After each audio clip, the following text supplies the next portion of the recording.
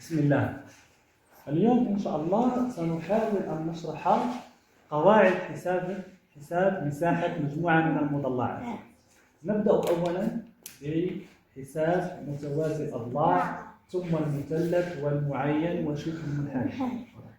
لكن لا بد لنا من قاعدة أولى ننطلق منها، وهي قاعدة هذا الشكل الذي أمامنا، وهي قاعدة معروفة. هذا الشكل مستطيل. ما هي مساحة المستطيل؟ تساوي L ماينسكول هي الطول في العدد. واضح؟ جيد. إذا سننطلق أولا من هذا الشكل. واضح؟ زين. الآن الشكل الذي أمامنا هو عبارة عن مستطيل. S تساوي ما هو طوله؟ B في H العرض هو H. واضح. الآن لاحظوا ماذا سأفعل. سآخذ هذا الجزء وأضعه هنا. متوازي الأضلاع. هل متوازي الأضلاع؟ هل نقصت منه جزء أو أضفت جزء؟ لا. إذن هل تغيرت المساحة؟ لا. لم تتغير المساحة. إذا مساحة متوازي الأضلاع هي B H في H اللي هو الارتفاع. الارتفاع. واضح؟ نعم. جيد. إذا S تساوي P في H. إذا مرة أخرى لاحظوا معي هذا الشكل الآن هو المستطيل. دائما ننطلق كما قلت من هذا المستطيل. واضح؟ ما هو مساحته الآن؟ ما هو طوله؟ لاحظوا معي هذا الشكل. طوله الآن هو B. جيد. B هذا الضلع من يقايسه؟ H. أحسنتم. الآن لاحظوا معي الحركة التي سأقوم بها. سآخذ هذا الجزء وهذا الجزء. واضح؟ بعد ذلك أجمعهم هنا وسيشكلان لي مثلثا آخر. بقي لي مثلث وهذا المثلث نفس الشكل. شكلت منه ماذا؟ اثنان مثلثين. سنرى هل هما متقايسان. لاحظوا معي هذا سأضعه فوق هذا. هل هما متقايسان؟ نعم. واضح؟ إذا أردت مساحة هذا المثلث ماذا سأفعل؟ نقص على اثنان. إذا سأقسمه على اثنان. جيد. تصبح مساحة واحد معي مثلث ومثلث آخر.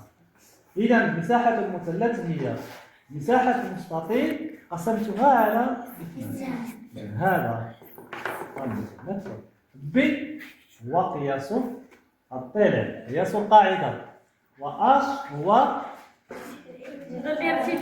الارتفاع. واضح؟ نعم. جيد. الآن هذا المستطيل لاحظوا معي ما مساحته؟ S تساوي أين هو الآن طوله؟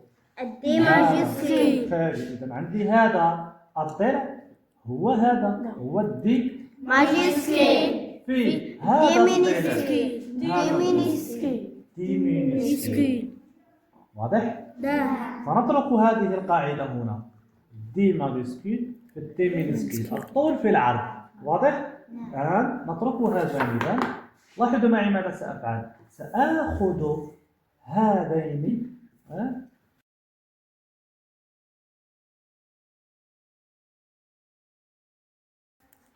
عندي. إذا بقي لي هنا شكل ماذا؟ هذا ما هو هذا الشكل؟ معين. كيف عرفنا هذا أنه معين؟ القطرين كيف هما؟ لأنهم متعامدين. القطرين متعامدين. واضح؟ نعم. جيد. إذا لاحظوا معي سنرى مثل ما فعلنا قبل قليل في المثلث هل هذين المعينين متقايسين. هذا أيضا معين. واضح؟ وهذا معين. لاحظوا معي هل هما متقايسين أم لا؟ ما رأيكم؟